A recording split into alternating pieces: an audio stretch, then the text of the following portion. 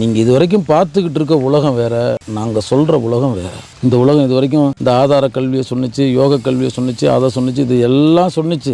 என்னுடைய அடிப்படையை தொலைச்சிட்டு என்னுடைய மரபு ரீதியாக பாரம்பரிய பண்பாட்டு கலாச்சார என்னுடைய மொழியை ஒன்று நம்ம இழந்துட்டோம், ஒரு கண்ணை இழந்துட்டோம். இதை பற்றி யாராவது வருந்துறாங்களா? உலகத்திலேயே மொழி வடிவில் அமிழ்தம் இருக்குது தமிழ். இதை பற்றின ரகசியங்களை நம்மள்ட்ட இருந்து மறைச்சிட்டு ஆங்கிலம் பேசிட்டு இருக்கோம். அது என்ன? அது பொய்யான மொழி. என்னுடைய உறவுகளின் வரிசையை வைக்கிறேன், அவன் மொழியில் வைக்க சொல்லுங்க. தமிழ்ங்கிறது எவ்வளோ இலகுவா நம்ம உடலில் மனதில் ஆற்றல் விரயம் செய்யாமல் எவ்வளவு எளிமையாக எடுக்க முடியுமோ அந்த மொழியே மருந்தாக நமக்கு கட்டமைக்கப்பட்டது. எப்பொழுதுமே இது இன்னைக்கு நேற்றுலாம் இல்லை, அது தேவாசுர போர்லேருந்து இன்னைக்கு வரைக்கும் அந்த அசுரர்கள் போர் புரிந்துக்கிட்டு தான் இருக்காங்க, தோற்கடிக்கப்பட்டுக்கிட்டு தான் இருக்காங்க, சிதைக்கப்பட்டுக்கிட்டு தான் இருக்காங்க. தர்மத்தின் வாழ்வு தண்ணி சூது கவ்வும். இறைவன் உங்கள்கிட்ட எதையும் கேட்கலைங்க, நான் அதை கேளு இதை கேளு அதெல்லாம் கிடையாது. புல்லிருக்கு புனித நீர் சிறிது போதும் அன்றாடம் அடிக்கமலம் சாத்தி விட்டால் இதெல்லாம் விலை கிடையாது.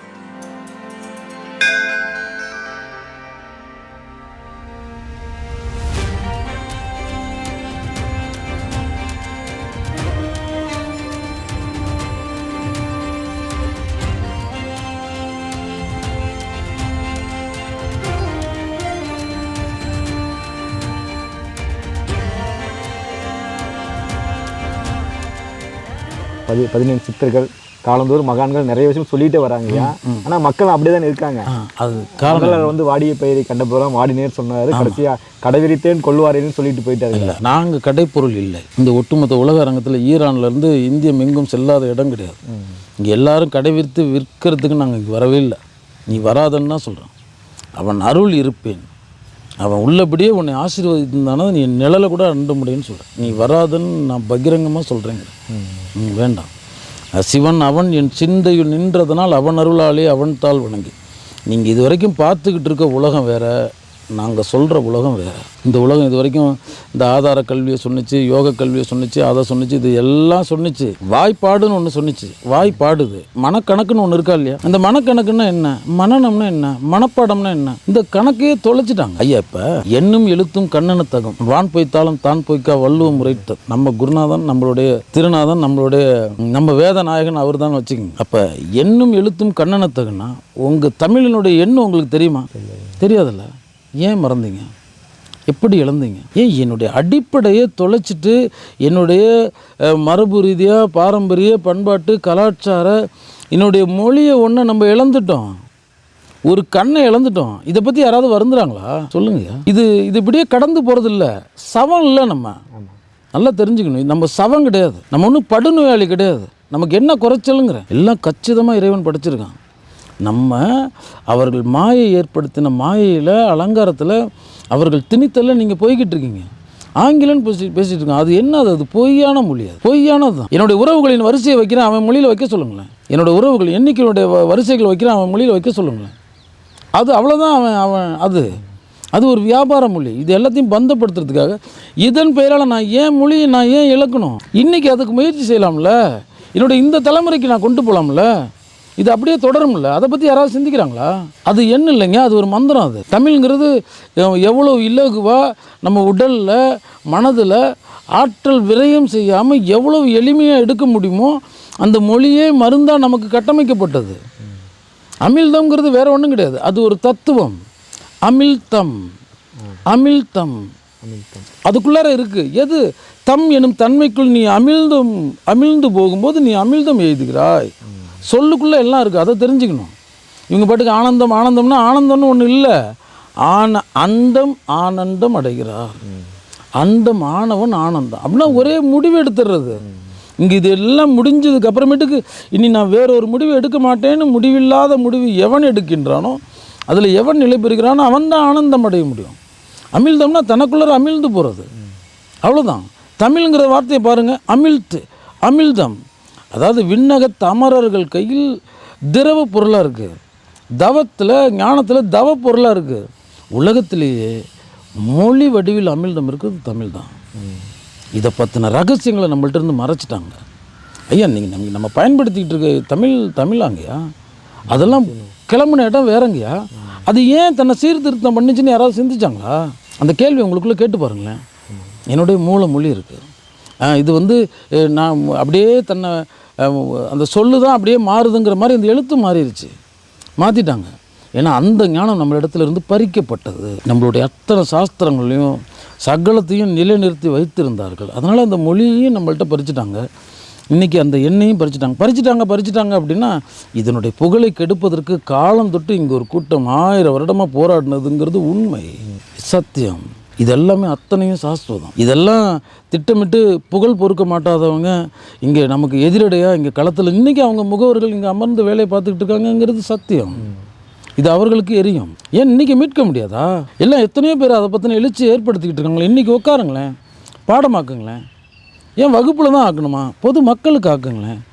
இப்படி நம்ம நிறைய விஷயங்கள்லாம் இருட்டடிப்பு செஞ்சுட்டாங்க. அது மாதிரி இருட்டடிப்பு செஞ்ச ஒரு பெரிய ரகசியம்தான் சிதம்பர ரகசியம். ஐயா, இப்போ நம்ம உங்கள் பேரை நீங்கள் சொல்கிறீங்க, நமசிவாயன்னு சொல்கிறீங்க. இந்த வாய் சொல்லுது, இந்த சித்தை என்ன பண்ணுது? அது வேறு வேலை பார்க்கும். ஏன்னா அது அப்படியே பழகுனது. இன்றைக்கெல்லாம் நான் ஒரே நாள்லலாம் இழுத்து பிடிக்க முடியாது. அது எப்படி இயங்குதுன்னே தெரியாது. செடி வளர்கிறது உண்மை, நம்புறீங்கள? வளர்ந்ததை கண்டிருக்கீங்களா என்றைக்காவது? இல்லை. ஏன் கண்டதில்லை? ஆனால் வளர்கிறது உண்மை தானே. இவ்வளோதான். இது ரெண்டுக்கும் உள்ள வித்தியாசம் தான் சொல்கிறேன். அப்போ நமக்குள்ளே நிறைய இருக்குது, அதெல்லாம் பறிச்சுட்டாங்க. நூதனமாக நடந்துக்கிட்டு இருக்கு. அந்த நூதன இயக்கத்தை நம்ம விட்டுட்டோம். நம்ம சித்தமும் மனமும் அப்படி தான். நம்மளோட எதிரிகள் பலமாக இருக்காங்கன்னு சொல்கிறாங்களே. ஆமாம். இல்லை, எப்பொழுதுமே இது இன்றைக்கி நேற்றுலாம் இல்லை. அது தேவாசுர போர்லேருந்து இன்னைக்கு வரைக்கும் அந்த அசுரர்கள் போர் புரிந்துக்கிட்டு தான் இருக்காங்க, தோற்கடிக்கப்பட்டுக்கிட்டு தான் இருக்காங்க, சிதைக்கப்பட்டுக்கிட்டு தான் இருக்காங்க. தர்மத்தின் வாழ்வு தண்ணி சூது கவ்வும் என்றும் தர்மம் தான் வேணும். ஐயா, என்னை தாங்க மண்ணை வைத்த தேவன் அந்த மண்ணை தாங்க தன்னை வைத்தான். அறிவு இருந்தால் காணும், திறன் இருந்தால் கண்டுப்பார். அதான் திருச்சிற்றம்பலம் மேடை. இந்த உலகத்திலேயே இருக்க மிகப்பெரிய சித்து இதுதான். இதுக்கு பேர் சிதம்பரம். எங்கும் திருமேனி, எங்கும் சிவசக்தி, எங்கும் திருநட்டம், எங்கும் சிவமாய் இருட்டால் எங்கெங்கும் தங்கும் சிவன் அருள் தன் விளையாட்டது. இந்த மேடைக்கே பேர் சிதம்பரங்கய்யா. இந்த மேடைக்கே பேர் மண்ணில் சிதம்பரம். உங்களுக்குள்ளார சித்தம் தான் பரம். இறைவன் உங்கள்கிட்ட எதையும் கேட்கலைங்க. நான் அதை கேளு இதை கேளு அதெல்லாம் கிடையாது. புல்லிருக்கு புனித நீர் சிறிது போதும் அன்றாடம் அடிக்கமலம் சாற்றி விட்டால் இதெல்லாம் விலை கிடையாது. இப்போ போய் புல் பறிச்சுட்டு வர சொன்னேன், வந்துட்டிங்களா? முடிஞ்சிருச்சு. எருக்கு யாருமே கண்டுக்க மாட்டான். குடிக்கிறதுக்கு உனக்கு தண்ணி கிடைக்கும், அவ்வளோதான். இதை தவிர இறைவன் கேட்கல உங்கள்கிட்ட. அது போதும். அதை நீ உள்ள அன்போடு செய். அதுவும் உன்னால் முடியலன்னா நீ நினச்சிக்கிட்டு அவ்வளோதான். சித்தத்தை சிவனுக்கு ஆக்கிட்டு இந்த சரீரத்தினால காயங்களினால சகல கர்மங்களும் செய்ய கிடவுது. இப்போ பிரச்சனை என்னென்னா, இந்த சித்தத்தை ஒரு இடத்துல கட்டலை, இது பாட்டுக்கு மேய்ஞ்சிக்கிட்டு இருக்கு.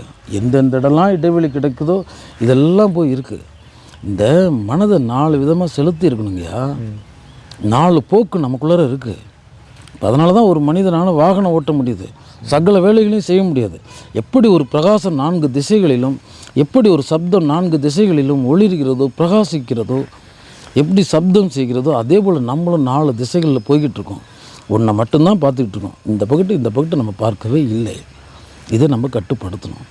வாய் பாடணும், மனசு எண்ணணும், மனம் கணக்கு பண்ணணும். இல்லாட்டி எப்படிங்க எண்ணே இல்லாமல் எப்படி 1008 சொல்லுவீங்க? எண்ணே இல்லாமல் இப்படி 8000 சொல்லுவீங்க? நம்ம மாணவர்கள் சொல்லியிருக்காங்களா இல்லையா? அவ்வளோதான். என்னென்னா, நம்மளோட இந்த மூளை திறனை இழந்துட்டோம். இப்போ அந்த கேணிலேருந்து நீர் ஊறுது, அதில் 4ல் 3 விரயமாயிருது, நீராவி ஆயிடுது. அதனால் நமக்கு இருப்பு தெரிய மாட்டேங்குது. அந்த 4 இருந்துச்சுனாவே அது போதும்னு சொல்கிறேன். அது நம்ம அவ்வாறு செலுத்துவதில்லை. ஐயா, நம்ம மனசு ஒரு மனம்யா. இந்த மனசை பற்றின விளக்கம் முதல்ல தெரியணும். மலருக்கு மனமும் மனிதனுக்கு மனமும் நேர் ஒத்ததனக்கான், இரண்டிற்கும் மூலம் இல்லை, உபமூலத்தோடு இருப்பது மூலத்தை பாதிக்கிறது. எப்படி இந்த மலர 4 இதழ்களை பிரித்ததுக்கு அப்புறமேட்டுக்கு தான் அதில் மனம் தோன்றுகிறது, வண்ணம் தோன்றுகிறது, தேன் தோன்றுகிறது. அப்போ தான் இனிக்குது. மலராத மலரில் தேன் வைப்பது இல்லை, வளர்ந்ததுக்கு அப்புறமேட்டு தான் தேன் தருகிறது. அதே மாதிரி நம்மளுடைய மனம் மலரணும். அப்போ தான் நம்ம வரணும். இந்த கடவுள், அந்த தவம், இதெல்லாமே ஒரு சாதனம்தான். இதெல்லாமே சேத சாதனம்தான். ஒரு அம்பு அடிக்கிறதுக்கு வந்த 2 அம்புமே தூக்கி எறியப்படும். அங்கே ஒரு மோகாஸ்திரம் வரும், இங்கே ஒரு அமோகாஸ்திரம் வரும். இந்த 2 அஸ்திரமுமே முடக்கப்பட வேண்டியதுதான். நீ வெற்று நிலையில் இருக்கிறது, எண்ணமற்ற நிலையை அடையிறது மட்டும்தான். ஒரு எல்லையில்லாத பரசார்ந்த நிலையை அடையணும். ஏன்னா இது அவர் சொல்லி கொடுத்தார், இவர் சொல்லி கொடுத்தார். யாருக்கும் சொல்லித்தர முடியாதுங்க. இதெல்லாம் ஏமாற்று வேலை. நீங்கள் பசிக்கணும், உங்களுடைய அந்த உயிர் ஆதாரம், வாழ்வாதாரம், அதை தொடணும். அந்த தேவையின் பெயரால் நீங்கள் போவீங்க. நான் உங்களுக்கு வந்து ஊட்டுறேன் பாருங்கள், இதை விட மானங்கட்ட வேலை எதுவுமே கிடையாதுன்னு சொல்கிறேன். அவனுக்கெல்லாம் கல்வியே இல்லை, நீ வராதுன்னு சொல்கிறேன். ஓன் நிம்மதியை கெடுத்துருவான், ஓன் சாந்தத்தை கெடுத்துருவான். அவன் பெரிய கனவு உலகத்தில் வாழ்ந்துக்கிட்டு இருப்பான். அதோடு வந்து அப்படியே அதை என்ன சொல்கிறது, பொழுதுபோக்குக்காக வந்து, ஏன்னா நான் ஆன்மீக ஈடுபாடு கொண்டவனு வந்திருப்பான். அவனெல்லாம் கட்ட தேவைகளுக்கு தான் ஆன்மீகத்துக்கு வராங்க. ஆமாம், அதெல்லாம் இல்லைங்க. அது ஒரு அடங்கல். அறிந்தவர் அடங்கி இன்புற்றினர். இது என்னை நான் வளர்த்துக்கவா வந்திருக்கேன் இல்லைங்கய்யா. ஆசையை அருமின், ஆசை அருமின், ஈசனோடு ஆயினும் ஆசை அருமின். ஈசன் மேலே கூட ஆசைப்படக்கூடாதுடா. ஆசைப்படப்பட ஆய் வரும் துன்பம் போடு அடி கோடு. இங்கே உன் துன்பம் எங்கே தொடங்குனதுன்னு பார். நீ செவனேன்னு இருந்திருக்க வேண்டியவன், பசியும் ருசித்து இருந்திருக்க வேண்டியவன், வலி, காயம், துன்பம் இதெல்லாம் எனக்கு விதிக்கப்பட்டதுன்னு நீ உணர தவறிட்டு அதிலிருந்து நீ ஆசையின் பேரால் வெளியே போகிற. எவ்வளோ தூரம் போனியோ அவ்வளோ தூரம் துன்பம் உன்னை வந்து அணுகுகிறது. ஆசைப்படப்பட ஆய்வரும் துன்பம், ஆசை விட விட இன்பம் தான். நம்மளோட ஆதார வாசகம் என்னென்னா, ஆசை பழகி வா. இங்கே வரணுன்னா நான் அவங்களுக்கு சொல்கிறது, ஆசை பழகி வா. இந்த உலகம் அப்படி தான் நினச்சிக்கிட்டு இருக்கு. புரியுதுங்களா இல்லைங்களா? ஆசை அகற்றி வா, ஆசை அகற்றவா, நிராசை பழகி வா அல்லது நிராசை பழகவா. இங்கே இதுக்கு தயாராக இல்லைன்னா வராது. என்ன சொல்கிறேன்னு புலப்படுதுங்களா உங்களுக்கு? புரியுது. அப்படின்னா ஆசையை அகற்றிட்டு வா இல்லைங்கய்யா, இல்லாட்டி ஆசை அகற்றுவதற்காக வா. நிராசை பழகிட்டு வா, இல்லாட்டி நிராசை பழகிறதுக்கு வா. நீ இதற்கு தயாராக இல்லாமல் நீ எங்கே போனாலும் எதையுமே அடைய முடியாது. நீ மாட்டிக்குவ. நீ இருக்கந்தான் அது. சில இடங்களில் ஆசையை வளர்த்துக்காக தான் போகிறாங்க. என்னங்க, ஆசையை வளர்த்து கொள்வதற்காக போகிறாங்க. போட்டுங்கிறேன், சந்தோஷமாக போட்டுங்கய்யா. அதெல்லாம் போட்டோம். நம்ம விதி வலியதுன்னு என் குருநாதன் சொல்லுவான். நாங்கள் கை காட்டி விட்டதுக்கு முறை நல்ல பாதையே செல்ல தவறுனா அது யாராக இருக்க முடியும்? அதனால் அவங்க போகட்டும்னு சொல்கிறேன். இங்கே எல்லாம் விதிக்கப்பட்டதுக்கு முறை கோடியில் ஒன்று, அந்த ஒரு கோடியில் ஒன்று தான் உள்ளபடியே உள்ளதை சேரும். மற்றதெல்லாம் போகட்டும், ஒன்றும் கிடையாது. இந்த யுகம் இன்னும் வளரணும். பிறந்து இறந்து வாழ்ந்து விழுந்து ஒளிந்து போகட்டும். இங்கே ஜன சமூகமும் இருக்கும்ல. இப்போ நல்லா தெரிஞ்சுங்க, இங்கே மண்ணில் எவ்வளோ இரும்பு இருக்குது, முடிஞ்சிருச்சு. அதனால தான் எங்கே அது இருக்குது. தங்கம் எவ்வளோ இருக்குது, அவ்வளோதான் இருக்கும். புரியுதுங்களா இல்லைங்களா? இது இவ்வளோ தான் இருக்கும், இது இவ்வளோ தான் இருக்கும். தங்கங்கிறது இரும்புங்கிறதுலாம் வேறு. அதில் என்னென்னா, பக்தி வழியில் தான் மக்கள் கூட்டம் அதிகமாக இருக்காங்க. ஆமாம். இப்போ நாம் காட்டுறது ஞான பாதை. இந்த இதில் ஆமாம் கொஞ்சம் பேர் வராங்க ஐயா. ஆமாம். அதாவது ஐயா, நான் ஒரு விஷயம் என்ன சொல்கிறேன்னா, அவன் அழைப்புதல் இல்லாமல் வர வேணான்னு சொல்கிறேன். இப்போ நமக்கு ஈரானில் மாணவர்கள் இருக்காங்க, எல்லா தேசத்துலேயும் இருக்காங்க. அவங்கெல்லாம் இந்த உளமாற உணர்ந்து இந்த உலகத்திற்கு ஆத்மார்த்திகளுக்கு, நலன் விரும்பிகளுக்கு, அவன் நிம்மதியாக தூங்கணும், ஒரு சந்தோஷமாக இருக்கணுங்கிற அந்த மனநிலைப்பாட்டாளர்களுக்கு சொல்லி தந்துக்கிட்டு தான் இருக்காங்க. அது போய்கிட்டு தான் இருக்குது.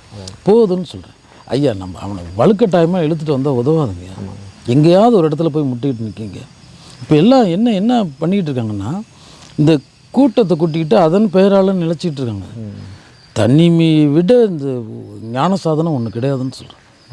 இந்த கூட்டத்தில் போய்ட்டு இருக்கிறது. நீங்கள் இப்போ நீங்கள் இந்த நேரத்தில் இந்த கல்வியின் பெயரால் அமர்ந்திருக்கீங்களே தவிர, என் பெயரால் நான் ஒரு கூட்டம் அப்படின்னா நான் ஒரு அழுத்தத்தை மட்டும்தான் அடைவேன். அப்படி ஒருவேளை அழுத்தத்தை அடையவில்லைன்னு நான் ஒரு நல்ல நடிகனாக இருக்க முடியும். அவ்வளோதான். நான் எனக்குள்ளே நான் இந்த தான் தனியேன் காணேடின் அப்படின்னு நாங்கள் ஒரு தனி பரம் ஒன்று வச்சுருக்கார். நம்ம தத்துவத்தை தெரிஞ்சுக்கணுங்க. முகமற்றவனுக்கு 3000 கோடி முகங்கள். அவனுக்கு முகம் கிடையாது, ஆனால் அவனுக்கு 3000 கோடி முகங்கள். ஒவ்வொரு முகம் இன்னொரு முகத்தோடு பொருந்தாது. ஒவ்வொரு படைப்புலையும் அவன் தன் தனித்தன்மையை வைத்திருக்கான். அப்படின்னா அவன் தான் தனியேன் தான், நீயும் தனி தான். தனித்தே வந்தாய், தனித்தே வாழ்கிறாய், தனித்தே செல்வாய். ஏன்னா நீ தனி பரத்து தனிச்சிறப்புடைய படைப்பு. நீ இவ்வளோதான் சொல்கிறேன். இந்த நிலையை உணரணும். இன்றைக்கி என்னுடைய குடும்பம் இது சார்ந்தது அப்படின்னா, நான் இதில் உங்கள் கடமையை செய்யுங்க, அவங்களுக்கு சிறப்பாக செய்ய வேண்டியதை செய்யுங்க, தர்மத்தின்கண் அவங்களுக்கு போதிக்க வேண்டியதை போதிங்க, செலுத்துங்க. யாருடைய உரிமைகளையும் சுதந்திரத்திலையும் தலையிடாதீங்க. அவங்களுக்கு ஒரு நல்லதை சொல்கிறதுக்கு நமக்கு உரிமை உண்டு. அவன் போகிற பாதையிலேருந்து தடுக்கிறதுக்கு நமக்கு எந்த உரிமையும் கிடையாது. ஏன்னா அதுவும் இதே ஜீவனோடு இங்கே வந்திருக்கு. நாமும் நம்மை வரவழைத்து விடவில்லை, அவர்கள் வரவழைத்து விடவில்லை. எல்லாம் அப்படியே காலங்காலமாக வந்தது. அதற்குரியதை செய்துட்டு தான் இங்கே வந்திருக்கு. உடனேலாம் நமக்கு இந்த பிறவி தரல. புல்லாகி பூடாய் புழுவாய் மரமாகி பல்விருகமாகி பறவையாய் பாம்பாகி கல்லாய் மனிதராய் அப்படின்னு இதெல்லாம் பிறந்து இழைத்து அதுக்கப்புறமேட்டுக்கு மனுஷனாக வந்துருச்சு. இந்த பிறவியில் பிறந்து கடல் மணலை எண்ணி விடலாம், உன் தாய் தந்தையரை எண்ணி விட முடியாதுங்கிற பிறவிகளை நம்ம கடந்து வந்திருக்கோம். இதெல்லாம் சொல்லிட்டு இருக்காங்க 5000 வருஷம் 10,000 வருஷம், அதெல்லாம் பல கோடி வருடங்கள் ஆகிறதுன்னு சொல்கிறேன். இதெல்லாம் வேறு. மூலன் சொல்கிறது அவன் யுகம் கடந்து நான் தவம் செய்துக்கிட்டு இருக்கேன்னு சொல்கிறார். அப்படின்னா இது இவங்களுக்கு கணக்கு அதுதான். அது ஓரளவுக்கு செல்லும், அவ்வளோதான். அதுக்கு மேலெல்லாம் செல்லாதுன்னு சொல்கிறேன். நமக்குள்ளே இருக்கிற அந்த தீவிரத்தை குறைக்கணும், உள் வாங்கணும். தவங்கிறது ஏமாற்று வேலை, அதை விற்கிறதுங்கிறது அதை விட ஏமாற்று வேலை. கற்றது பெற்றது நற்றவம் முற்றிலும் விற்பனைக்கு இல்லை.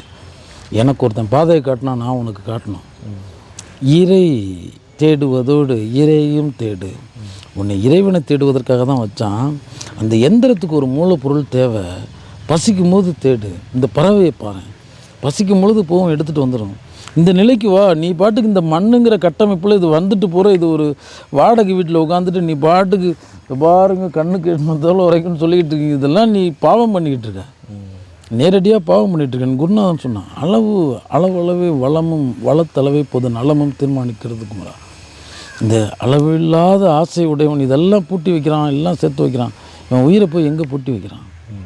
அதை பூட்டுறதுக்கு இன்னும் ஒரு பெட்டி கிடைக்கல, பூட்டுறதுக்கு ஒரு சாவி கிடைக்கல. இல்லை, அது உனக்குள்ளே இருக்குது. இந்த கணமே விடுவிச்சிடுறது. ஐயா, எதிர்காலம் புதிர்காலமாக இருக்கலாம், உன்னை புதைக்கிற காலமாகவும் இருக்கலாம், மறுகணம் மர்ம கணமாகவும் இருக்கலாம், உன்னை கொல்ல போகிற கணமாகவும் இருக்கலாம். இப்படி எதிர்காலன்ற ஒரு பெரிய திரைக்கு பின்னாடி நம்ம வாழ்ந்துக்கிட்டு இருக்கோம். அது கணம் விடுவிச்சிட்ருக்கு, கணம் விடுவிச்சிக்கிட்டு இருக்கு. அடுத்த கணம் மறைத்து வைத்திருக்கும் அதிசயங்களும் அற்புதங்களும் கோடி கோடி. அதே போல் விபரீதங்களும் அபாயங்களும் கோடி கோடி. இப்படி ஒரு அந்தர லோகத்தில் தந்திரமாக சுழண்டுக்கிட்டு இருக்க உலகத்தில் தான் நம்ம வாழ்ந்துக்கிட்டு இருக்கோம். உன் வாழ்வும் அப்படி தான், உன் மண்ணும் அப்படி தான். இந்த மண்ணுக்கும் இன்னும் அறுதியிடப்படவில்லைன்னு சொல்கிறேன். அது அந்தரத்தில் தான் சுற்றிட்டு இருக்கு. கோடி கோடி கோள்களுக்கு மத்தியில் ஒரு சீர்பெரும் பேரியக்க நியமாய தத்துவம் அந்த கட்டமைப்பு நாதத்தை தாங்கி வைத்திருக்கு. அவ்வளோதான் விஷயம். அதனால் ஐயாட்ட என்ன சொல்கிறேன் அப்படின்னா, நிலையற்றது இருக்கு. அதுக்காக நான் இப்போ எவ்வளோ பேர் போட்டி போட்டுருக்கோம். ஐயா ஒன்றுங்க, இந்த மண்ணுங்கய்யா ஒவ்வொரு முறையும் சிரிக்குங்கய்யா. எத்தனை பேர் இதை பேசியிருப்பான், இது என்னதுன்னு. ஏண்டா முட்டா பயலுங்களா, ஏண்டா இது என் குருநாதன் சொல்லுவான், ஏண்டா இது எத்தனை பேர்த்தோட சதடாது, எத்தனை பேர்த்தோட ரத்தண்டாது, எத்தனை பேர்த்தோட எலும்புடாது, மண்ணாடாதெல்லாம் எத்தனை கோடி பேர் தோன்றியிருப்பாங்க முறா. மயானம் இல்லாத தேசமே இல்லை, மயானம் இல்லாத இடமே இல்லைங்கிறான். அப்போ இது என்ன ஆயிடுச்சு அப்படின்னா, இந்த உலகம், இந்த மாயை ஏற்படுத்தின மாயை, இந்த அலங்காரங்களில் இவர்கள் லயித்த விதம், இதெல்லாம் நெஜப்படுத்தி காட்டியிருக்கு. முடிவான உண்மையை உணர மாட்டேங்கிறான். அதை நம்ம முதல்ல உணரணும். என் குருநாதன் சொல்லுவான், இக்கணமே அந்த மரணத்தை ஏற்றுக்கொள் குமாரா, இனிய பாடம் உனக்கு போதிக்கிறேன் அப்படின்னா, இக்கணமே நீ ஏற்றுக்க. ஆமாம், நிஜம். மரணம்னா இந்த தேகம் இது இத்தியாதிகள். என் ஜீவனுக்கு மரணம் இல்லை, என் உயிருக்கு மரணம் இல்லை. இந்த நேரம் இந்த வாகனத்தை நான் தேர்ந்தெடுத்திருக்கேன். இந்த வாகனத்தை தேர்ந்தெடுக்கிறதுக்கு வினை என்னும் விலை வைத்திருக்கேன். நேற்று இட்டது இன்று இடுவது நாளை. அதனால தான் பார்த்திங்கன்னா, என்ன போராடினாலும் உருண்டாலும் பிறண்டாலும் சிலர்லாம் நிலையை அடையவே முடியாது. ஒன்றுமே செய்ய மாட்டான், பாட்டுக்கு சாதாரண இந்த உலகம் சொல்கிற அந்த கேடுகளை செய்வான், குறுக்கு வழியில் போவான். அவனுக்கெல்லாம் வந்துக்கிட்டு இருக்குங்கிறதெல்லாம் இந்த தீர்ப்பு இங்கே எழுதப்பட்டதில்லை. அதனால தான் ஒருத்தர் மிகப்பெரிய நிலையில் இருக்கவன் கீழே நிலைக்கு போகிறான், கீழே இருக்கவன் மிகப்பெரிய அப்படி ஒரு கண் கட்டு வித்த மாதிரிலாம் நடந்துருது. என்ன காரணம்னா, பின்னாடி எழுதப்பட்டிருக்கு. நீ உணர்ந்தா என்ன, உணராட்டி என்ன, அவ்வளோதான். 5 விரலும் ஒரே போல் இல்லை. அதே போல் இப்படி ஒரு ஏற்ற இறக்கம் காலச்சக்கரம் சுழன்றுக்கிட்டு இருக்குங்கிறது சத்தியம். இது யாரும் ஏற்றுக்கணுங்கிறதுக்கெலாம் சொல்ல, இது எனக்கு தெரியும், அவ்வளோதான். உனக்கு நான் தெரிவிக்கணும்னு நினைக்கல. நீங்கள் ஐயா கேட்குறீங்க, நம்ம அதை பற்றின உண்மையை சொல்கிறோம். இது உங்களுக்குள்ளே ஒரு தெளிதலை ஏற்படுத்தணும். நம்ம பாட்டுக்கு வெறி பிடிச்சி வச்சுருக்கோம்ல, அந்த பிடிப்பில் இருந்து தளர்த்தணும். இந்த குழந்தைங்கள்லாம் பார்த்திங்கன்னா, பிறந்தோன்னே சில குழந்தைகளுக்கு நிறைய முடி இருக்கும். அது தன் முடியை பிடிச்சிக்கும், வெறான்னு கத்தும். அது வலிக்க மேலும் தான் இழுத்து பிடிச்சிருக்குமே தவிர அது விடாது. நம்ம விட்டுட்டா வலி போயிருமேன்னு தெரியாது. இப்படி இவன் பிடிச்ச அளவு இவன் துன்பத்தை பெறுகிறான். அதை தெரிஞ்சுக்கணும். இங்கே ஆசை விட்டாதான் இன்பம். இது 2 இணை கோடுகள்ங்க, ஆசை இன்பம். இது 2 சேரவே சேராது. ஆனால் இவன் ஆசையே இன்பத்தின் மேலே, ஆசையை விட்டாதான் அது. ஆனால் இவன் ஆசையே இன்பத்தின் மேலே. அதனால் அவன் அடைய போகிறதே இல்லைன்னு சொல்கிறான். இது சபிக்கப்பட்ட உலகம், பாவப்பட்ட மனிதர்கள் தானேங்க. இப்பாட்டுக்கு எப்படி வந்து சந்திரன் வளர்ந்து தேய்வது போல இவர்களுக்குள்ளார ஏறி இறங்கி கொண்டிருக்கின்றார்கள்.